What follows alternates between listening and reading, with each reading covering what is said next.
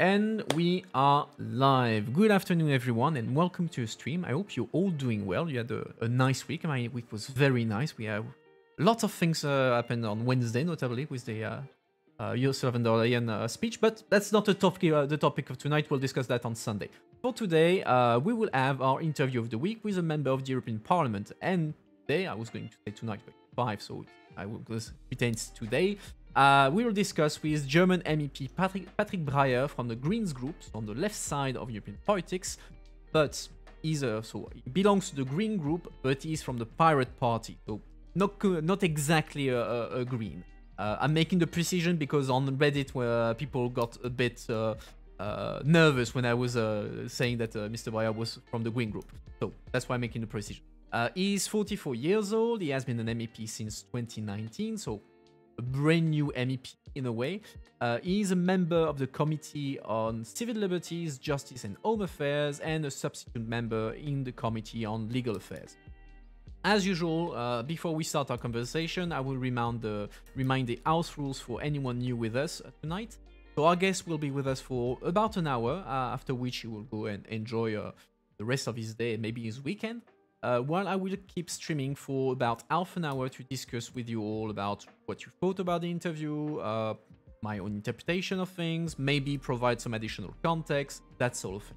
As usual, I have prepared my own questions for Mr. Breyer, and I collected questions from people on Reddit, on Discord, etc. You can ask questions yourself via the chat. I will keep an eye on it and pick among your suggestions. So feel free to participate and react, but as always, don't spam and stay civil. The goal of these interviews, again, for those of you who are new, is for you to better understand what the job of an MEP is. In this case, who is Mr. Breyer, what is his priorities, and maybe some of his opinions on the EU in general.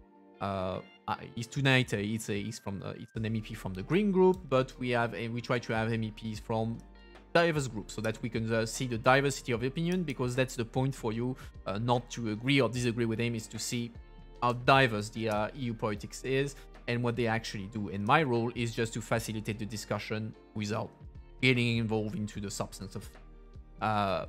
That means that we will not go into deep policy discussion, and we will not touch on national politics unless it's relevant to EU politics. So keep that in mind when asking your own questions. So without further ado, let's go with it. Hello, Mr. Breyer. Welcome on the stream, and thank you very much for joining us tonight. So you heard me make the introduction and explain the point of these interviews, to put basically a face on the European Union and see what people like you, elected representatives, do at European level. So perhaps to start off the discussion nicely, perhaps you could introduce yourself to the audience and tell us basically the very basics about you. Who are you? Hi, and thanks for inviting me. Very pleased to be on this show. And my name is Patrick Breyer. I'm a jurist by profession. I'm a digital freedom fighter by passion, I'd say, and a member of the European Parliament since 2019. So indeed, newly joined the Parliament like a couple of years ago.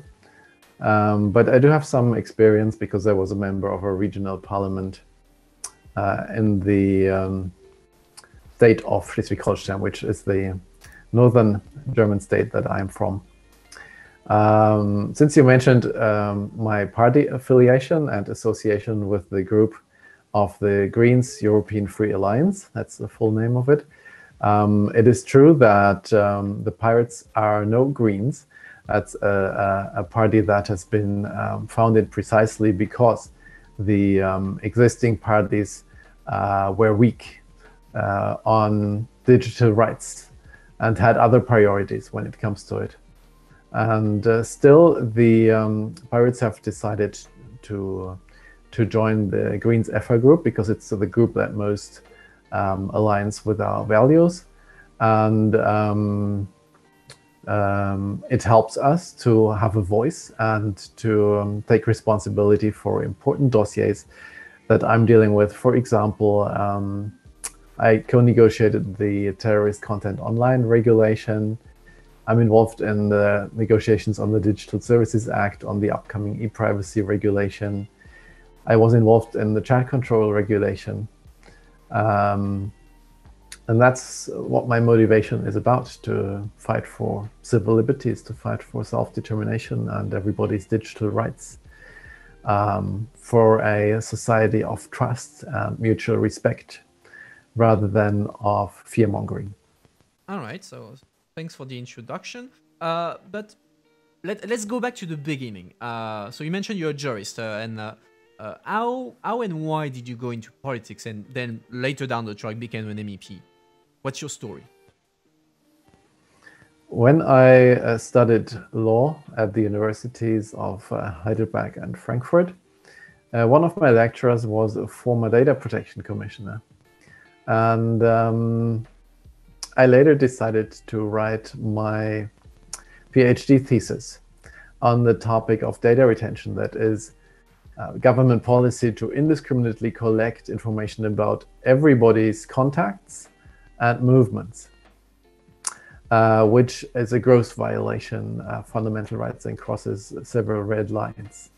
And that really brought me to politics, because after after my legal analysis found that this violates fundamental rights, I engaged politically to stop it from happening.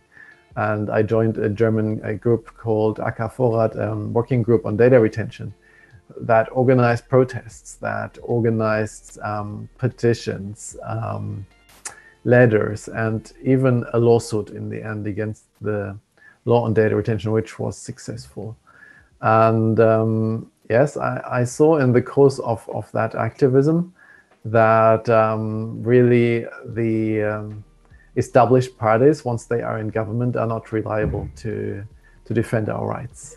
And that's why I joined in 2006 when the German Pirate Party was founded, because the idea of this is all about digital rights and transparency and participation. So yes, that's how I came to politics. Right. So usually I ask what the guest is specialized into in the parliament, but you already mentioned that a bit. So if I understand right, your specialty is digital rights, surveillance policy, this sort of thing. Is there anything else that you work on, or is that like your topics exclusively?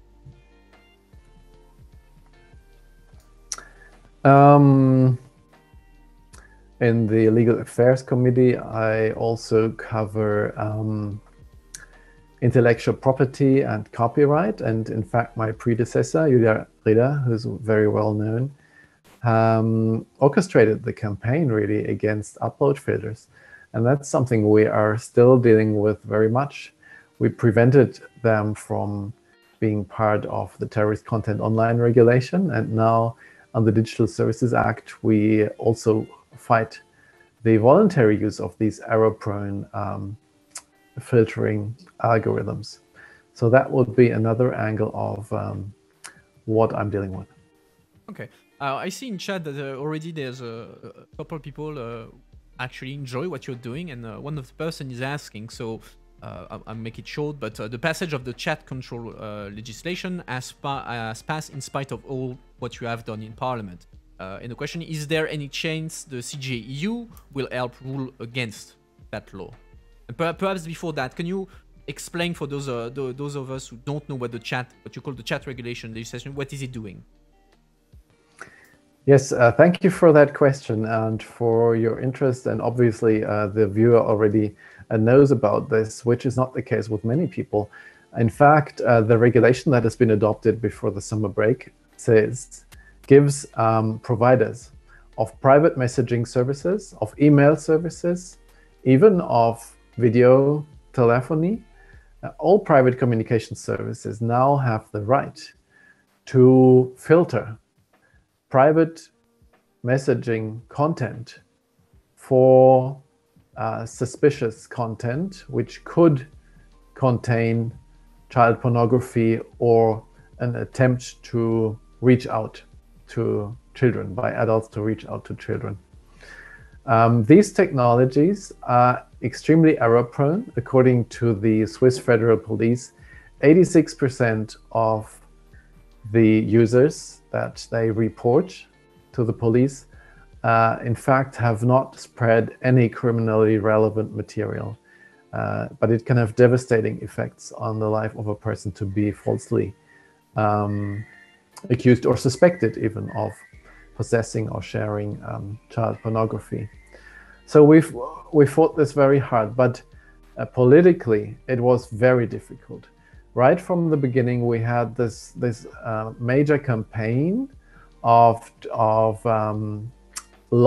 tech lobbyists, but then mostly the child protection organization, which are also funded by tech companies in the US, the National Center for Missing and Exploited Children.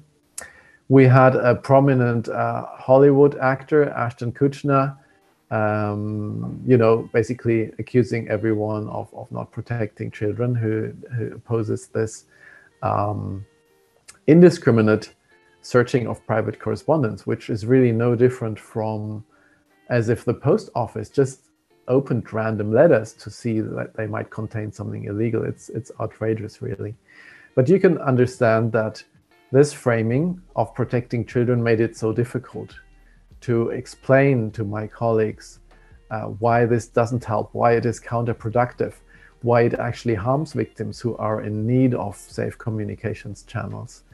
And so this campaign hasn't been successful. In fact, even privacy organizations didn't really prominently fight this. But on the positive side, maybe positive, the Commission has announced that it will follow up with a legislative proposal to make this chat control permanent and mandatory. So it would no longer be up to providers whether they use it or not. So far, it's US providers that will screen your messages and report you to the police with unreliable algorithms. But the Commission wants to make this mandatory. And here there will be a huge outcry. And many organizations have said that they will campaign on this because it would affect all providers, including European ones. And it could break encryption. With encrypted services, it's not even possible for the provider to screen content. And the Commission, nonetheless, may propose to impose this on services such as WhatsApp and Signal, which would break safe end-to-end encryption and risk the lives of whistleblowers and activists around the world. So, and going back to the question of the person in chat, what about the CJU? Do you think there's a chance someone would put it to the CJU, or at this stage it's not an option? Yes, I think this will be overturned eventually by the European Court of Justice, because in a judgment last year on data retention, the La Quadrature judgment, the court said very clearly that it is only proportionate exceptionally for national security purposes where there is a threat to national security to temporarily search the content of communications. But by no means is it proportionate to do that as a standard measure and to use this permanently. This is mass surveillance. And so I'm very confident that this will be eventually annulled. But the problem is it'll take years for this to be decided. And in the meantime, everybody will get used to it. It's a similar uphill challenge as with data retention, where the court also decided years ago that it doesn't comply with our fundamental rights. But it is still the law of the land in many countries in the EU right today. And so being right is a different matter from the courts actually enforcing your fundamental rights. And that's why we need to fight politically to try and prevent those breaches and violations of our rights in the first place. But then, so I understand that you're against the screening of messages, if I understood well. But I mean, it's if we stay on the topic of child pornography, I mean, no one is going to argue that it's not a crime, etc. But what alternative do you think there should be? Because I mean, you can't just say, oh, we don't want to do anything against child pornography online. So what's the alternative? Of course. So the right way to tackle these child sexual abuse images is to prevent them from being recorded in the first place. And that means you need to prosecute those that actually abuse children and are the producers of this material. It's not technically possible to contain the spread of this material once it has been recorded, because there are decentralized services. There is the dark web. In fact, these child porn rings, unfortunately, usually use dedicated dark web sites and forums. And the way to bust these is you basically either need to have access to an account by a member of these groups, or you basically need to pretend you want to become a member. And this needs investigations. This needs a lot of police resources. And if you flood the police with millions of notices on alleged circulation, most of them are wrong, as I said initially, then the police will not have the capacity to do the difficult investigations against those at the origin, against those that actually abuse children. And in Germany, it often takes months before a suspect's home is even searched, or before the confiscated material is evaluated. That's much too long. So what needs to be done is to do targeted undercover investigations and do them speedily to save victims and to prevent the production of this material in the first place. Okay, taking notes for the afterward. But okay, so according to you, the work against this kind of illegal content, and imagine that you could extend that to other kind of illegal content, should be done upstream, but you don't downstream when it's on the internet or in chats. Nothing should be done because it would go against fundamental rights. Do I have that right? It doesn't help the victims if you simply relocate such content. So the best you can achieve by generally monitoring Facebook and Google, the best they can achieve is that people will use other services instead, which doesn't help the victims. In fact, even the US services that do use chat control, so that indiscriminately screen for this material, have still experienced a rise in the amount of material that's circulated on these services. So that's really the best proof to show that this chat control is not effective to contain the circulation and spread of this material. The only effective thing is to prevent it from being produced in the first place. Okay. And again, going back a bit, because I had a question from on Reddit from someone who probably doesn't know what an MEP does. So he was asking, what do you do? What is your job in practice? Because MEP, we know that they are elective representative, but beyond that, what's your job like on a day-to-day basis? So a major part of the job of a member of the European Parliament is to vote, that is to express your opinion on proposals, either non-binding resolutions or binding legal texts. We vote both in committee and we vote in plenary, where the final decision is taken. But that's not really where you can make a lot of the difference, because you're only one vote among many. Where you can make a difference is if you co-negotiate a dossier. And that means that your group tasks you to negotiate on behalf of them a piece of legislation, for example, or a report. These negotiations teams have one member from every political group. And there you can make a lot of a difference. Because there are only a few people working on it and good ideas are appreciated.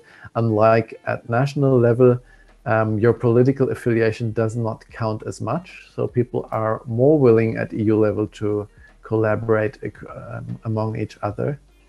And therefore, yes, your work as a member of parliament can have a large impact on the outcome of what will actually become legislation and the law of the land.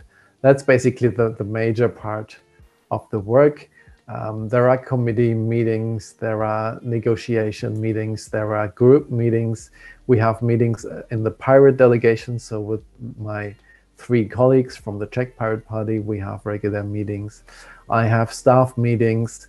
Actually, I am trying to be very transparent. If you look at my homepage, you will find a public calendar. So you can see my appointments, and you can also see what I use my budget, my general expenditure allowance for. We document that publicly. You can see how much I earn. So I try to be very transparent about my work. Okay. Okay. Going back again to the policy stuff. So we talked a bit about the chat control legislation and the alternative, and you mentioned that now the chat control legislation passed already in Parliament, and now you are working on what we call in Brussels the Digital Services Act. So what is the Digital Services Act and what do you do in there? The Digital Services Act regulates how tech companies, how internet companies can deal with our content, with our data. So it regulates, for example, internet access, proxy services, hosting services that host your content, file sharing services. It regulates social media platforms. It regulates marketplaces. So all these major internet services will be regulated by the Digital Services Act. And it's an important piece of legislation because the promise of the internet has always been that it allows everyone to communicate and to spread information on an equal basis. But in fact, what has happened in practice is that a few major corporations have built up near monopolies and sort of gated communities that are closed, where they impose their own rules and where they reign seemingly arbitrarily over what content gets blocked or removed or accounts are suspended. They impose new rules without you having a choice. And they say, well, you don't have to use our service, but if you need it professionally, if you need it for education, if your friends are using that service, you don't have a choice. And that's why it's so important to align what these services are doing with our values, with our rights. And also, I hope, to ensure that these services become interoperable, which means I can leave Facebook for another service like Friendica or some other network, and I can still follow my friends across networks. The same way I can change my telephone provider and still use the same number, still be in touch with the same people. This would be a major change that would tackle the monopolization and dangerous concentration of power in the hands of a few major corporations. Similar problems we face with privacy, with pervasive tracking and monitoring, and also with freedom of expression on the internet, which is threatened by automated filtering and blocking, by arbitrary content moderation decisions. These are things that we are trying to address in the new legislation, but it could actually change some things for worse if we don't pay attention. There are very bad proposals on the table that would make things worse. That's why I'm investing a lot of energy in that these days.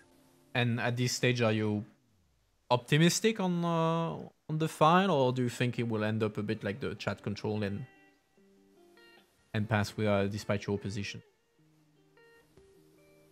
I am the Civil Liberties Opinion Rapporteur on the Digital Services Act, which means that I am participating in the negotiations in the lead committee, in the Internal Market Committee, and then also in the negotiations with Council in the trilogues. That does give me a voice and some influence. But of course, I'm aware, and that's politics, that when I agree on a compromise with my colleagues in the Civil Liberties Committee, that'll be a compromise. I'll have to compromise on my positions. When we agree on some proposal in the IMCO, in the lead committee, that will again be compromises. And in the end, when the final piece of legislation has to be agreed with Council, so with the member state governments, we will again have to compromise. So obviously, only some parts of what we are proposing will make it to the final text, and I hope that these will be important and decisive parts. And it all depends on public pressure and on how much attention is paid to this. Okay. In chat, I have Icaros who is asking if you compare the chat control legislation and the copyright directive that you mentioned already as well, so from the previous mandate, which one of these two pieces of legislation are the most threatening in your view in terms of digital freedom? The copyright directive is threatening because it censors what you publish on the internet, what you post on the internet. So it censors your public content. It can suppress memes, it can suppress legitimate criticism because filters do not understand the intention behind using a certain image. Actual fact, you have the right to use copyrighted material for certain purposes, for educational purposes, for artistic purposes, and the filters don't understand that. So this is a threat to freedom of speech. But I would consider that chat control is actually more invasive because here, this means that your private communications, even if you communicate with your partner, with your mother, with your brother, even your most private and intimate communications, take, for example, with your psychotherapist or with your lawyer, all these intimate issues are being screened, and you can be falsely reported to the police, meaning that material will be disclosed, which is not criminal, but which could be nude pictures of yours, legal nude pictures. And they'll suddenly be in the hand of some Facebook moderator wherever in the world and some police officers wherever. They are not safe in their hands. And so I think this is even a greater threat because it invades even in your private spaces. But I'm not sure if it makes sense to discuss what is worse of the two. We need to fight both for our rights to privacy and free speech. So you mentioned at the beginning that the reason why the Pirate Party emerged was because it was felt that the other parties were not strong enough on what is the core values of the Pirate Parties, mostly digital freedom. And like I mentioned, you mentioned as well, you are part of the Green Group. But even if you're part of the Green Group in the European Parliament, I know I had a past conversation in another interview with one of your Czech colleague, Mrs. Gregorova, a few months ago, and we discussed about what is, according to you, different. What makes the difference between a pirate and a regular green, let's say?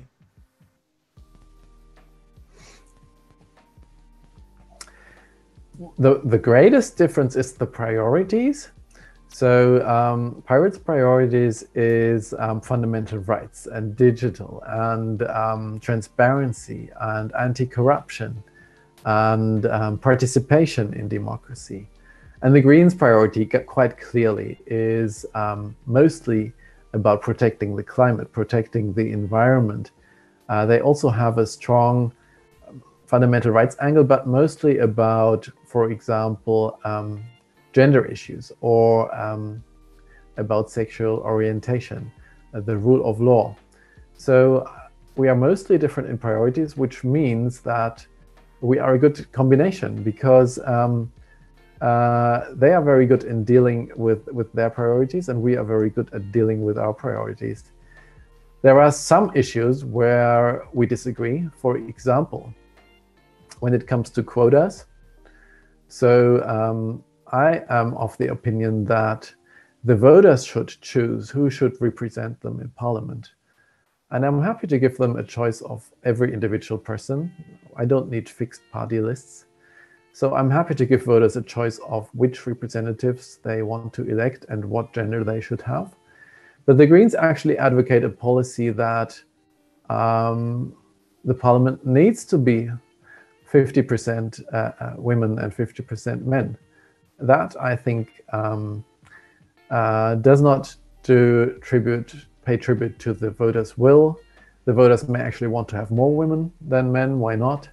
And also, why only the gender? Why should there only be a gender balance? Why not a balance of nationalities, of age, of sexual orientation, of religion?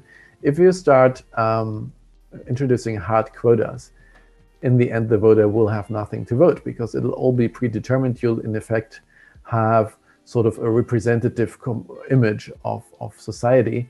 But the average citizen may not be the best representative in parliament. This should really be for the voters to decide.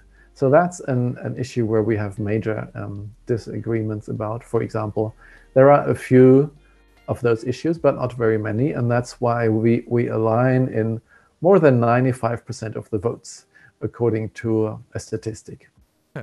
I have Ikaos again asking in the chat what you think about the announcement during the State of the Union on Wednesday about the European Chips Act. So is that something that you have thoughts about, or you have worked on? And if so, can you explain it a bit as well? No, I don't know about it. First time I've heard it, and it wasn't clear to me from von der Leyen's speech what it would entail. But it seems to me that it focuses rather on industrial policy. And so that's probably covered by my colleague, another Czech pirate. His name is Mikuláš Peksa, and he's a member of the Econ and ITRE industry committees. And so he would be able to tell you more about it. Okay, well, in any case, I have a few lines about it, so I'll give them a bit of context after the interviews. They won't be left without anything, don't worry. So let's move back a bit from the policy issues and look at the Parliament as a whole and the EU as a whole. I had a question on Reddit of someone asking whether the interest of individual member states in the Parliament can overcome the party affiliation. So in other words, will MEPs from different parties but who are from the same country put aside their party ideology and vote in favor or against of the same law, or because they would see that it would be detrimental to your country? So to give you a concrete example, would you, for instance, vote with your socialists, with your EPP, with your Renew colleagues on something because you would think that it would be bad for Germany? On some dossiers, it happens. In the European Parliament, the group, the consistency of voting within one group is not as great as at national level, because actually the members belong to different parties. So every member belongs to a national party, and they are all member of the same political group, but that doesn't mean that they have the same position on everything. So on some dossiers, it happens that you can see national differences. And when it comes to my turf on digital rights, we often see a divide, for example, between the northern and western countries on the one hand side that are in favor of liberties and self-determination, and the western and southern countries on the other side that are in favor of control. I'm looking at the list of questions. Someone was asking how much do you get noticed for what you're doing in your hometown or your region? Do you feel like what you do as an MEP benefits us all, of course, but is it recognized by the people who elect you back home? I am the only member for the German Pirate Party for all of Germany. And so I don't specifically represent a geographical region, but at least a whole country. And in actual fact, the whole European people. That's my understanding. And we try to be very active on communications to allow people to follow us. But those that follow the mainstream media will not very often read about my work, I don't think. However, those that follow specialist publications, tech publications, for example, in English language, there is Politico has an update on digital frequently. There is Euractiv. In Germany, there are some technology publications. They will know quite a bit about my work. I think so. I had a question in chat about what are your thoughts on the approach of electing MEPs based on transnational lists, since you mentioned that you would want voters to have a wide choices of representation. Yes. Now, first of all, I think that electoral lists should not be fixed by parties, but it should be the voters to decide. So you can propose a list to the voter, but the voter should have the right to say, I want to pick those people and not vote other people on the list.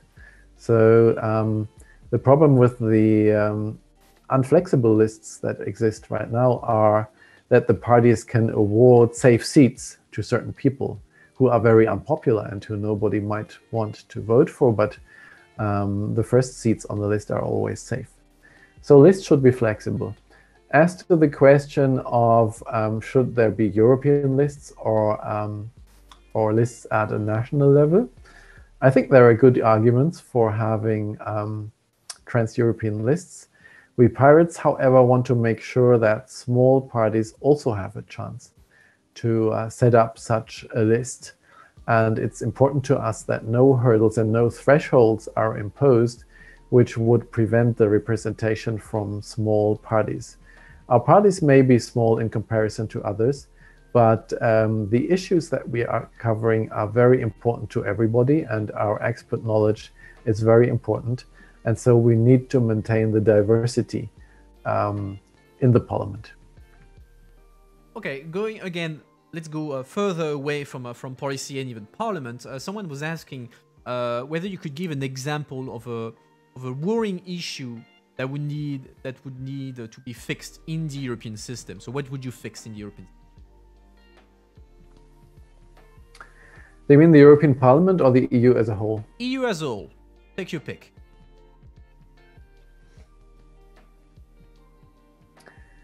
I think that, to me, the greatest problem of the EU as a whole is a lack of trust by its citizens, which is due to the fact that citizens don't have a say in the EU policies.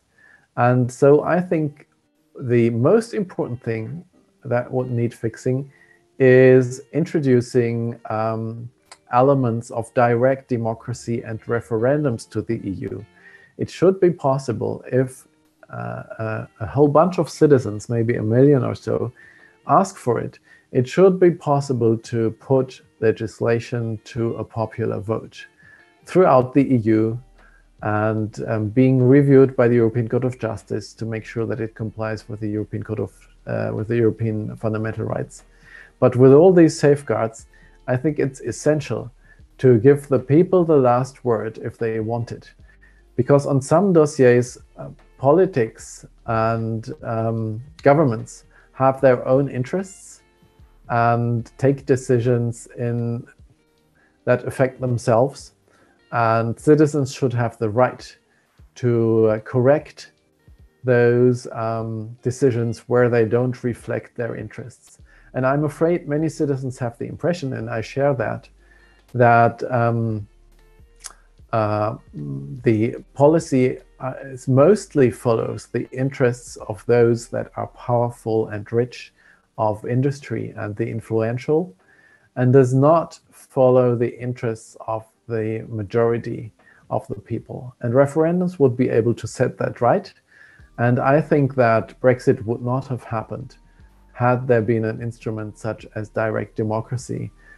Brexit came out of a feeling that Brussels ignores the will of the people.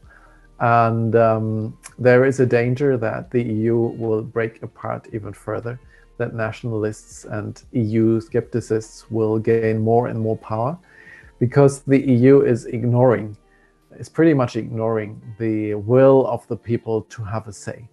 They have set up this conference on the future of Europe now, but that's really mostly composed by representatives of the EU institutions.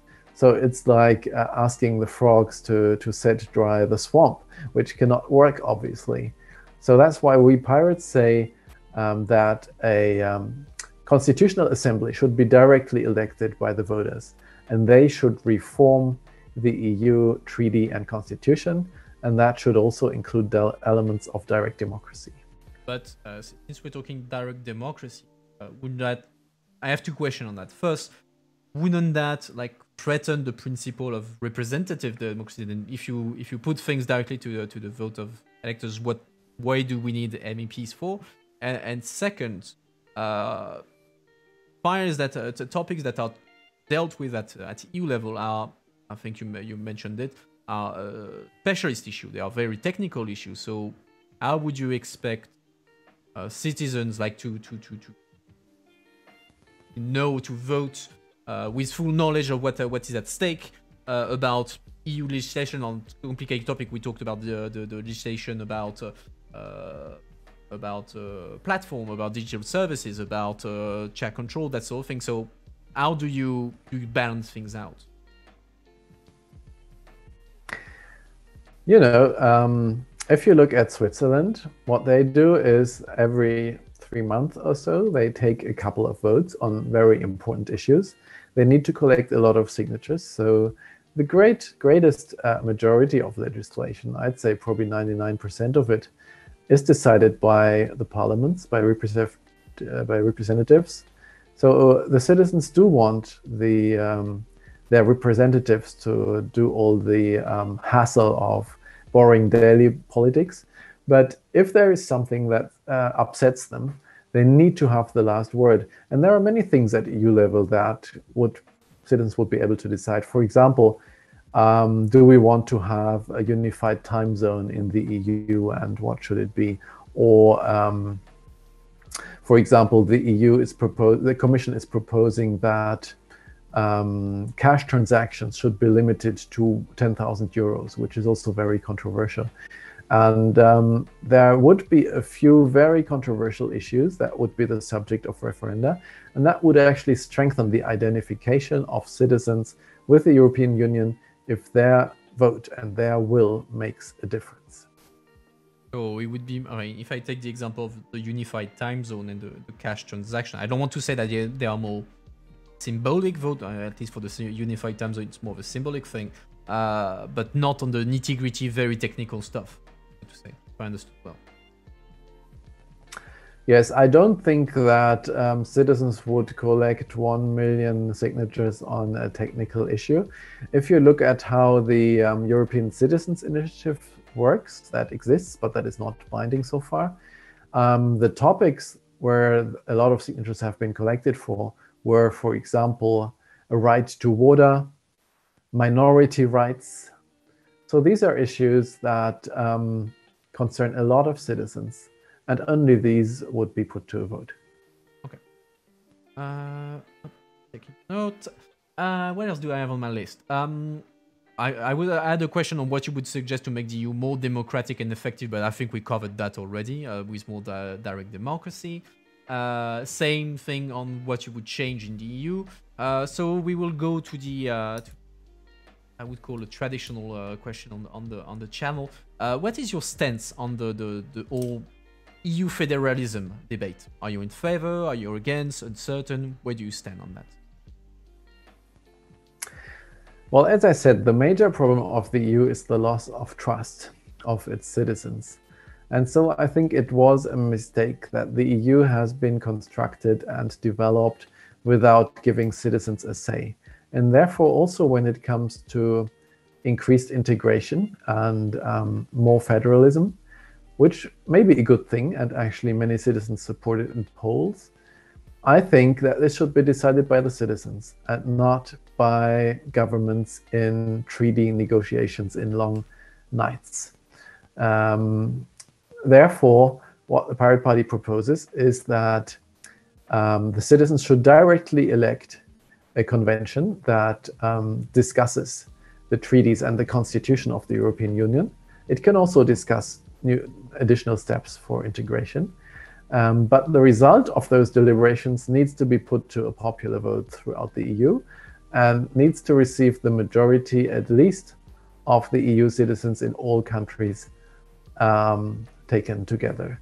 So if citizens want this, then we should go ahead with it. I'm not sure if there is a majority in one step to do this, but I think citizens would probably want to take it step by step. They want more integration when it comes to defense, for example, when it comes to the economy, when it comes to defense of fundamental rights. So they want more majority decisions. They want a democratic reform. They want to have the European Parliament to have more powers.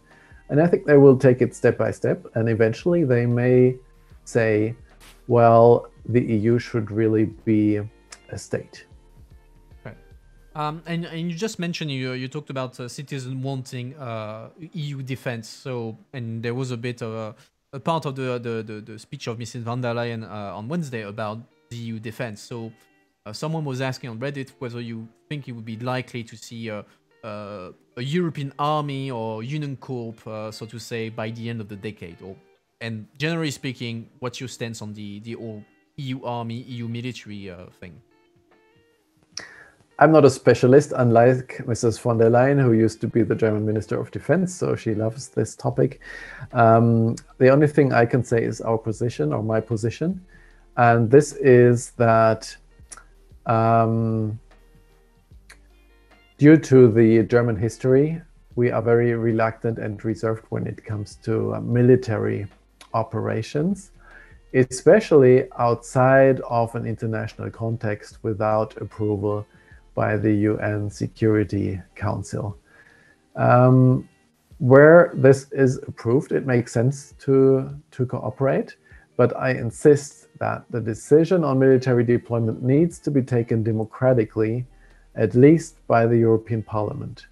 So this should really require the approval by the elected representatives and should not be up to governments or the Commission only. Okay. I'm just going through the chat. I realized that I missed a question from someone who's asking. The person says that he or she cares very deeply about digital privacy. He wants to be involved in EU politics in some way, blah, blah, blah. So he was asking what are the steps to run for MEP and what are the challenge that you yourself faced in getting elected?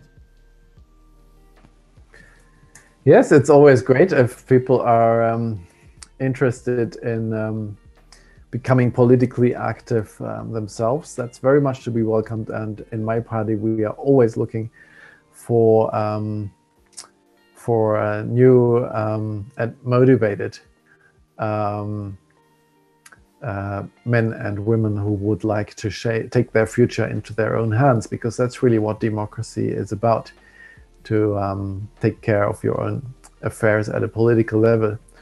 So usually what's most easily attainable is to start in local politics and deal with the local affairs. I started at a regional level, and that usually helps you to get a gist of how politics works, how to forge majorities, etc. pp. What you can do, for example, is to do a traineeship. So you apply for as a trainee in some member's office to see how their work works. You can also visit the parliament as a visitor. You can join a party. You can, in the German Pirate Party, for example, it's very easy to take responsibility and to assume the position of a speaker for a certain topic or to organize meetings, etc. So we are a very open party, and in the end, you need to convince your party that you're the best person and that you should be proposed to the voters. And yes, that's a democratic process. Good luck. Good luck to you indeed. I had another question about rather general question. So I will let you lead where you want it to go. So the question is, what is the state of lobbying in the European Parliament? Big question.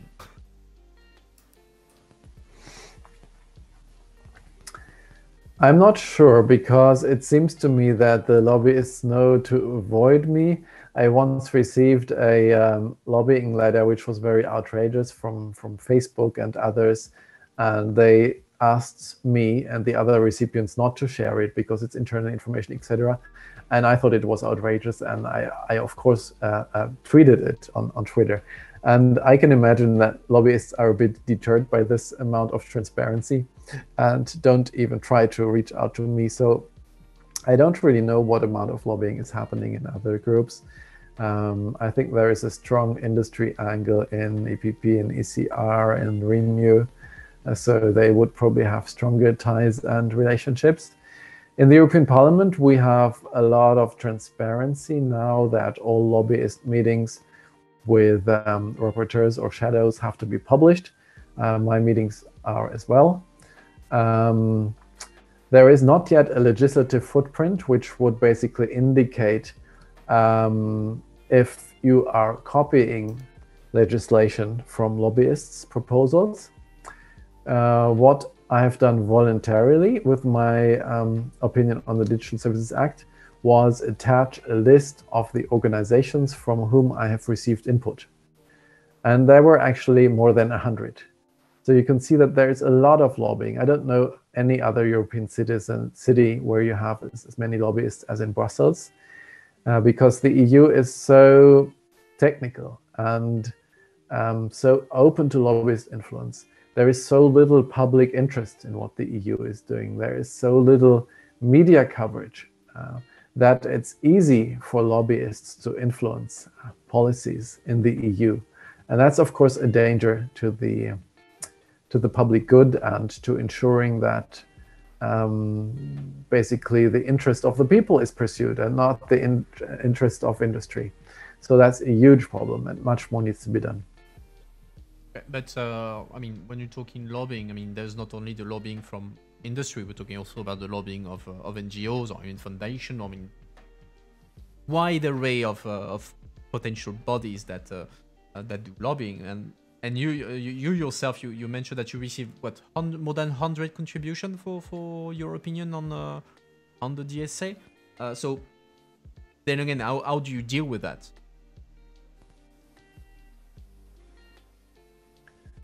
We try to read them and get a gist of them, but there are very many, and so we prioritize.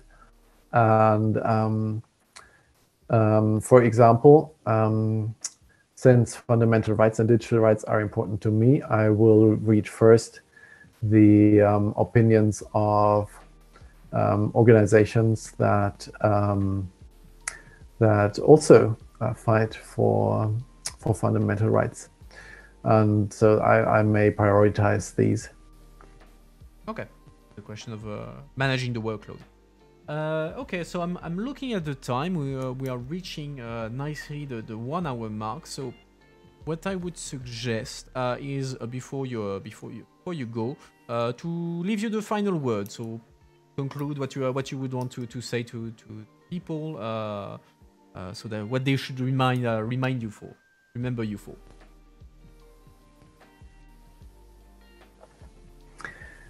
Yes, I can only invite everybody to follow me on social media, for example, to receive the news, because a lot of what is happening in the EU will affect you and will hit you hard. And a lot of this is not covered by the traditional media.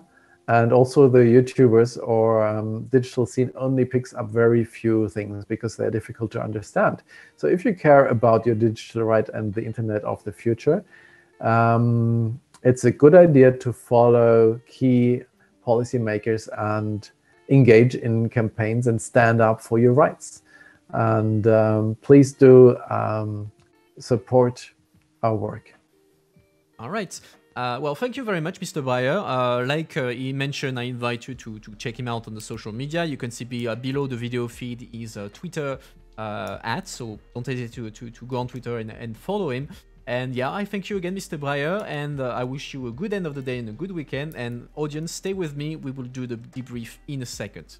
Bye, Mr. Breyer. Have a good day. Thank you very much for having me. Good weekend. Bye. All right, so let's go for the debrief. So what did you think? Let me know in chat what you like, what you didn't like, what you agree, what you didn't agree. Give me stuff. Give me the good stuff. In the meantime, I'm looking at the notes I have taken on my side, on my trusty notebook, and I will comment on those that need to be commented. So first I noted the difference between the green and the pirates, but he came at length about what makes them different. So like he mentioned, it's a question of priority, because back when the first pirate parties were created, so I think beginning of the 2000s, digital policy was not a big thing on the agenda of most parties, including the Greens. So there was came from the north. I remember if first Sweden or Denmark, where the first, I think it's Sweden, where the first pirate party emerged, and then it spread across the continent with more success first in Germany and now in the East, because we that in Parliament the most pirate MEP come from Czech Republic. But yeah, and he explained quite clearly that it's a question of different priorities with some little topics on which they have divergence, but nothing major. He mentioned the copyright directive from the previous mandate, which was, let's say, a highlight of the previous mandate. I was in Parliament back then, and I can tell you it was not a fun time. Basically, we were flooded with all kind of spam campaigns and all that. And usual, it's gonna be the end of internet kind of thing. But yeah, not a fun time. I can guarantee you. But it was interesting. It was interesting. So he mentioned indeed something that has occupied the EU for quite a bit, which is the opposition between people who want to defend privacy and those who want to fight against child pornography. And that was the moving Zoom notification. Okay. Now we are between. So yeah, it was a big fight. He mentioned that politically it was difficult to fight back against this push to fight against child pornography, which is rather uniting cause, so to say. And he mentioned that there was a bit of an alliance between those who wanted to protect child from child pornography and other interests, notably governments. And that's something that this kind of alliance is something that you see quite regularly on different programs. I mentioned the copyright directive. The copyright directive was an alliance between big tech and a number of NGOs. He mentioned that on his side, he thought that the way to fight child pornography is the only way to do it is to go at the source, so prevent stuff from being filmed and done at the very beginning. I would say that's ambitious, given the difficulty to track that and the time it takes, and the fact that, I mean, in many cases those things happen in extra Euro outside of the EU, so that makes stopping them quite difficult, to say the least. So that's probably why the Parliament didn't follow him. It's not only the pirates; it was cross-party effort from some MEPs, but yeah, why the MEPs didn't follow them. He mentioned NGOs that were financed by tech lobbies as part of the other fight against chat control regulation, which is something that happens again. Not usually, something that you see from certain big companies is that they will directly or indirectly finance NGOs or entire organization and use them again directly or not to do their lobbying, or at least part of their lobbying, because it's always more palatable for part of the parliament, so especially when you go on the left, to speak and hear about from NGOs than from companies, industry people, etc., etc. Because they have experienced contact. What do you mean by that, Tikaos? Tell me more. I don't see where you're going with that. But yeah, indeed, that's a reality. That a number of NGOs versus companies. Not a question of experience contact. No, it's a question of strategy. Okay, so how does it work? Lobbying can happen. So we talk about lobbying. It's every kind of interest, representing interest. So NGOs, companies, trade association, foundation, you name it. Anything can do. Anyone and everyone can do lobbying. That's the gist. And then you have the strategy to do lobbying. And one typical strategy is to come from several angles at the same time, so that people can hear more or less the same message coming from different side or different groups. So you can have, let's take an example, a tech company. Let's take Google. Google will lobby as Google, of course, but they will also be part of other lobbies, like what we call trade association. So the organization that represents, thanks for the follow, that represents the collective interest of all the tech companies. So they will belong in that, and then they will belong in other organizations like that. But they can also finance foundations. They can directly or indirectly finance NGOs. That's why the idea is that present as much as possible a coherent message, or messages that push in the same direction one way or another to the legislator, whether it's a commission, whether it's council, whether it's MEP. So it's not necessarily a question of experience and contact. It's a question of angles. And like I mentioned, on the left side of politics, people mentioned it themselves, people are more sensitive to messages that come from NGOs. So if a company has a chance to participate or maybe hide this message behind an NGO, well, then the other people on the left will not say, oh, I get the message from Google, I get the message from the NGO, so that's good.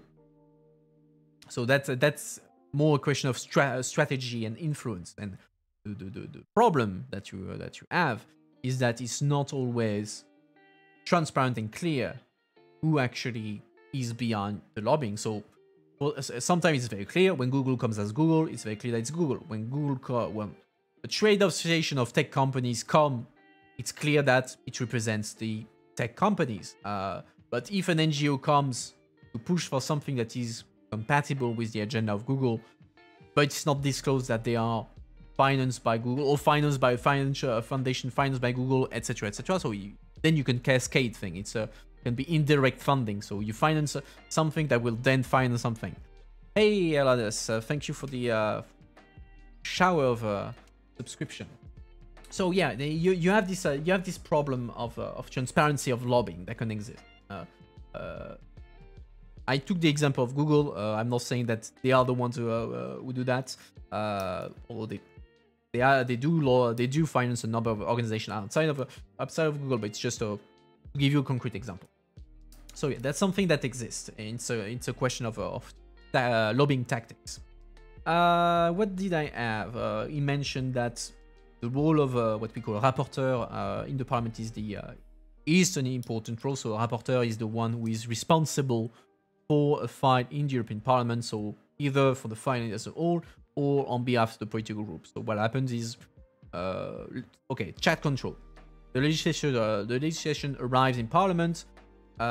You will have one group that will get the lead on that. So let's say that it's the EPP. The EPP will have the lead on the file, and they will name a rapporteur. But that doesn't mean that the EPP does whatever it wants on the file, and that the other MPs can only vote in plenary for or against. No, what will happen is that each political group outside of the EPP will name a representative, what we call shadow rapporteur, who will represent the group in the negotiation and negotiate on its behalf. So in the end, you have a small group of people, well, the rapporteur and the shadow rapporteur, who work on the file and will try to reach agreement or disagreement. But basically, that's how it will work. And then this team of negotiator will negotiate with the Commission and the Council in what we call trilogue. So the ultimate, more or less, stage of negotiation of EU legislation. So that's being a rapporteur or a shadow rapporteur is important, especially when it comes to actual legislation. These are very important positions that usually MEPs fight for.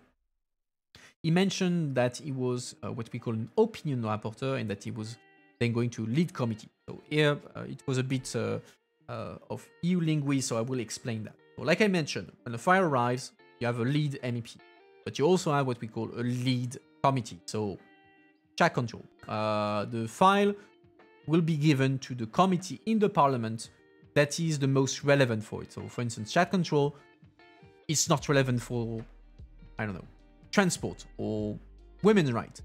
So they will not, it's not the MEPs of this committee that will be in charge of this. Instead, it will go to the Civil Liberty Committee or the Legal Affairs Committee. And so one of these committees will become what we call the lead committee, the one that will decide at the end what's the direction of the file and which will lead the direction of the work. And then on the side, so let's say that you have the Civil Liberty Committee that has the lead, but the file can be also interesting for, I don't know, the Legal Affairs Committees, the Culture Committee, the Industry Committee. So then what happens is that these other committees have the possibility to give what is called an opinion. So basically they work on the same file, but they send their work to the lead committee, so the Libe committee in there, say, okay, here is the opinion of the Legal Affairs Committee, of the Industry Committee, etc., etc. And then at the very end, the lead committee must take into account also the opinion of the others to forge the final file, the final legislation.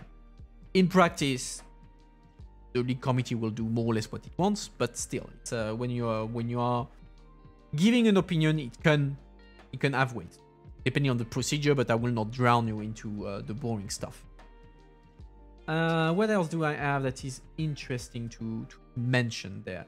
So he mentioned that EU politics and the generalist files are a work of technicians and specialists. That's very true. That's what makes EU politics very complicated to understand for people who are outside the bubble, because it's all jargon, it's all very technical, and it's not necessarily like very sexy to look at. So that's why he mentioned that the average citizen in Germany probably doesn't know him, but especially his publication, people who are experts in one field might know about it, because he is an expert, he is a technician. Which leads to, of course, the question of the lack of trust of citizens, or contribute to the lack of trust of citizens in the EU. So then he went into all development about how direct democracy should be the way to go, at least to a good extent, with referendums, etc.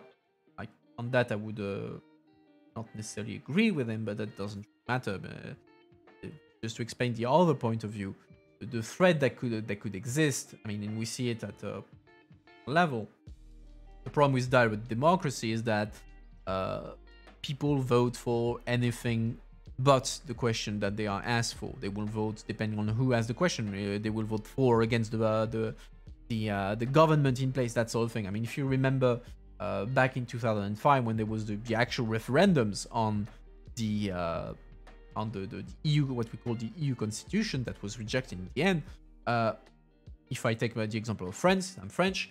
People in France, they were not voting on the content of the text. They were not voting on the EU constitution. They were voting for or against the French government. They were voting for or against the Bolkestein Directive, which had nothing to do with the the treaty in question. They were voting on basically everything but the content of file. And he mentioned as well the Swiss model by saying, oh yeah, but the Swiss model is great.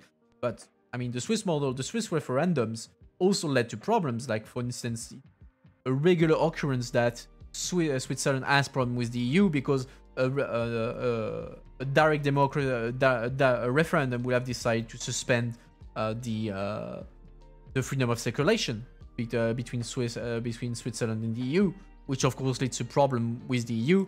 So it creates a lot of problem because then it can also be a way towards for populism. So that's why I and other would probably have doubts on